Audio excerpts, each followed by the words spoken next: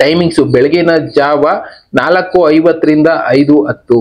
ಬೆಳಗಿನ ಜಾವ ಅಂದ್ರೆ ಸೂರ್ಯೋದಯ ಆಗೋದಕ್ಕೆ ಮುಂಚೆ 4:50 5:10, ಮಧ್ಯಾಹ್ನ 12 12:20, 3:20 3:40, ಸಾಯಂಕಾಲ 5:50 6:10, 7 ಗಂಟೆಯಿಂದ 7:20. ಈ ಟೈಮ್ ನಲ್ಲಿ ನೆಗೆಟಿವಿಟಿ ಅನ್ನೋದು ಜನರನ್ನ ಜಾಸ್ತಿ ಕಾಡ್ತಾ ಇದೆ.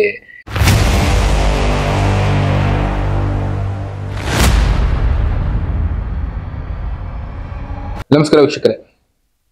ದಿನನಿತ್ಯ ನೆಗೆಟಿವಿಟಿ ನಾವ್ ಅನ್ಕೊಳ್ಳೋದೆಲ್ಲ ಯಾವ್ದಾದ್ರು ಏನೇನೋ ಆಗ್ತಾ ಇರತ್ತೆ. ಯಾಕೆ ಈ ತರ, ಹೇಗೆ, ಏನು ಅಂತ ಹುಡ್ತಾ ಹೋದಾಗ ಒಂದೊಂದಕ್ಕೊಂದೊಂದು ಉತ್ತರ ಸಿಗ್ತಾ ಇರತ್ತೆ.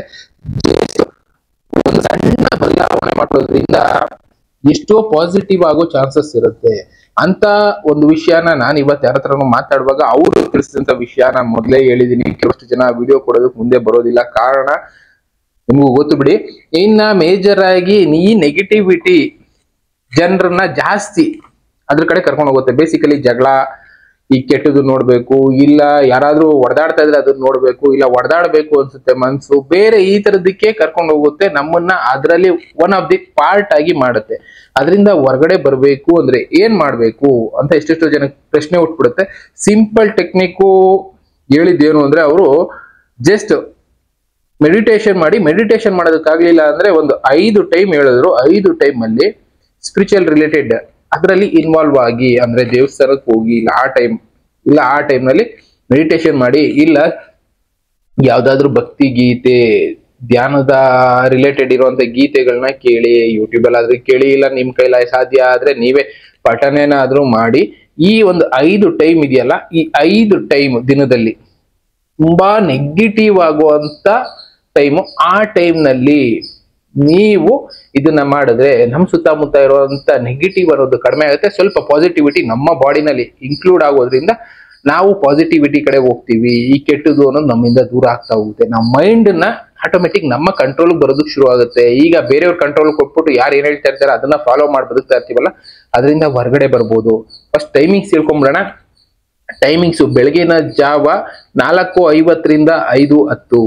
ಬೆಳಗಿನ ಜಾವ ಅಂದ್ರೆ ಸೂರ್ಯೋದಯ ಆಗೋದಕ್ಕೆ ಮುಂಚೆ 4:50 5:10, ಮಧ್ಯಾಹ್ನ 12 12:20, 3:20 3:40, ಸಾಯಂಕಾಲ 5:50 6:10, 7 ಗಂಟೆಯಿಂದ 7:20. ಈ ಟೈಮ್ ನಲ್ಲಿ ನೆಗೆಟಿವಿಟಿ ಅನ್ನೋದು ಜನರನ್ನ ಜಾಸ್ತಿ ಕಾಡ್ತಾ ಇದೆ. ಇದು ನೆಗೆಟಿವಿಟಿಗೆ ಪ್ರಚೋದನೆ ಕೊಡುವಂತ ಸಮಯ. ಈ ಟೈಮ್ ನಲ್ಲಿ ಆದಷ್ಟು ಬದಲಾವಣೆ ನಾವು ಮಾಡ್ಕೋಬೇಕು.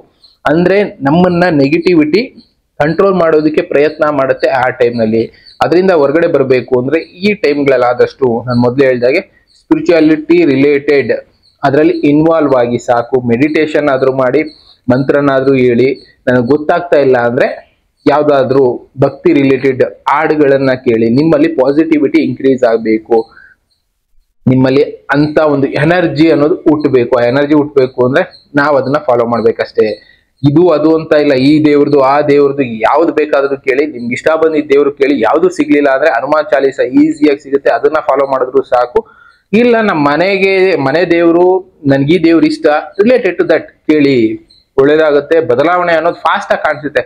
ಒಂದು 21 days to 48 days ನಾವ್ ಇದನ್ನ ಫಾಲೋ ಮಾಡೋದ್ರಿಂದ ಮೇಜರ್ ಬದಲಾವಣೆಗಳು ನಮ್ಮಲ್ಲಾಗುತ್ತೆ ಅನ್ನೋದು ನಾನು ಇವತ್ತು ಒಬ್ಬರ ಹತ್ರ ತಿಳ್ಕೊಂಡಿದ್ದು. ಅವ್ರು ಇನ್ನ ಈ ತರದ ಎಷ್ಟೆಷ್ಟು ವಿಷಯಗಳನ್ನ ತಿಳಿಸ್ತಾ ಇದ್ದಾರೆ. ಆ ವಿಷಯಗಳನ್ನ ಇನ್ನ ಮುಂದಿನ ದಿನಗಳಲ್ಲಿ ತಿಳಿಸ್ಕೊಡ್ತಾ ಹೋಗ್ತೀನಿ. ಅವ್ರು ಡೈರೆಕ್ಟ್ ಆಗಿ ಬರ್ತಾರೆ ಅನ್ನೋದಕ್ಕಿಂತ, ಡೈರೆಕ್ಟರ್ ಬರೋದಕ್ಕಿಂತ ಅವರು ವಿಷಯಗಳನ್ನ ಜನಕ್ಕೆ ತಲುಪಿಸಿದ್ರೆ ಸಾಕು, ಜನ ಇದರಿಂದ ಬದಲಾವಣೆ ಆದ್ರೆ ಸಾಕು ಅನ್ನೋದು ಅವರ ಅಭಿಪ್ರಾಯ.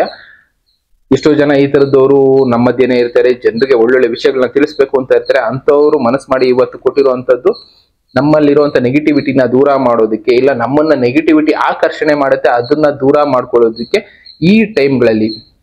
ಇದು ಯಾಕೆ ಅಂದ್ರೆ ಒಂದೊಂದು ಪೀಕ್ ಟೈಮ್ ಅಂತ ಇರುತ್ತೆ. ಆ ಪೀಕ್ ಟೈಮ್ ಅಲ್ಲಿ ನಮ್ಮನ್ನ ನಾವೇ ಕಳ್ಕೊಳ್ತಾ ಇರ್ತೀವಿ. ಆಟೋಮೆಟಿಕಲಿ ಅದು ಬಂದು ನಮ್ಮನ್ನ ಆವರಿಸ್ತಾ ಹೋಗುತ್ತೆ. ಈ ಬೆಳಗಿನ ಜಾವನು ಅದೇ ರೀತಿ 4:30 ಈ 5:30 ಟೈಮ್ ಇದೆಯಲ್ಲ, ಬ್ರಹ್ಮ ಮುಹೂರ್ತ ಅಂತ ಬೇರೆ ಕರೆದ್ರು.